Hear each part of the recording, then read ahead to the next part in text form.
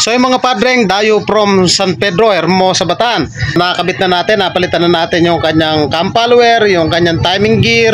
Sinasabi ni boss, hard starting, yun, sunog yung kanyang stator.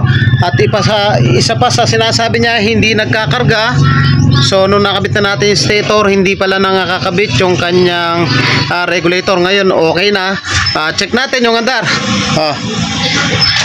On muna tayo. Ayan ang pino ang pino Anong masasabi mo, boss? Ayos.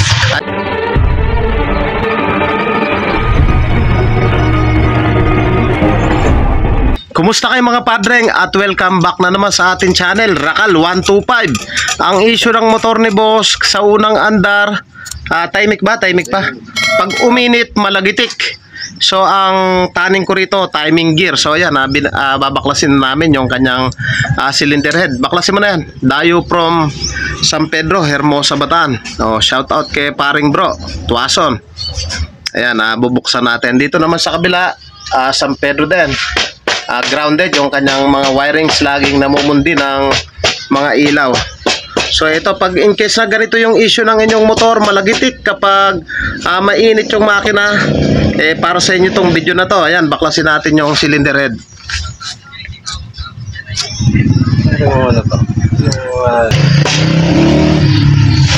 So yung kanyang piston, wala pang mga langis sa ibabaw. So ibig sabihin, goods na goods pa. Ngayon yung issue nito, sobra sa lagitik nung pinaandar namin.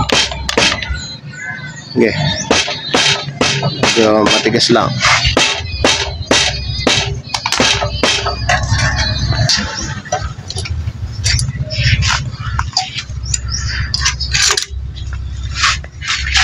Ayun, kumpirmado.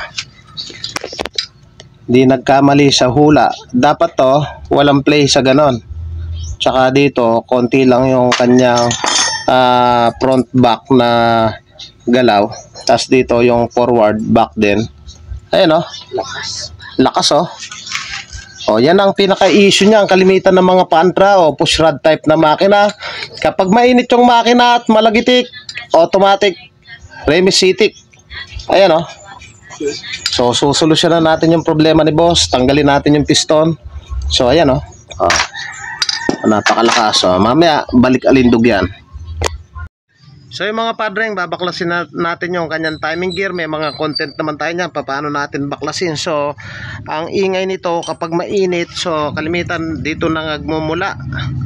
Tingnan nyo yung washer nya, naubos na, napudpud na. Ayan pudpud na siya. Kaya ang tendency, malaki yung play nung kanyang cam gear. So automatic papalit na rin tayo. Tapos yung tunog kalapak, dito kalimitan nagmumula yan sa kanyang cam follower. Ayan ubos na rin yung kanyang cam follower. So palit cam follower, palit timing gear, at balik alindog. So ito yung kanyang timing gear, halos na ubos na napudpud na rito. So yan ang papalitan natin.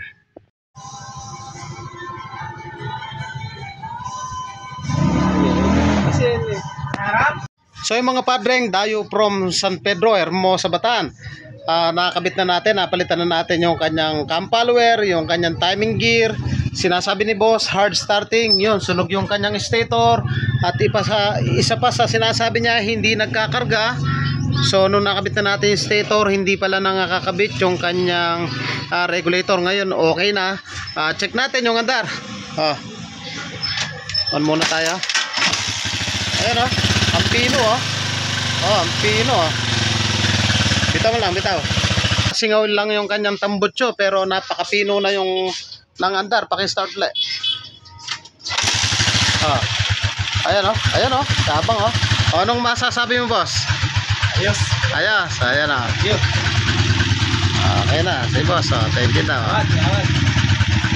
Mga padreng, kung nagustuhan mo yung ganitong tutorial at bago ka pa lang sa akin channel, huwag niyo pong kalimutan na paki-like, paki-subscribe at paki-hit na rin po yung notification bell para updated po kayo sa mga videos na kagaya nito. Thank you po sa inyo. God bless at mabuhay po kayo.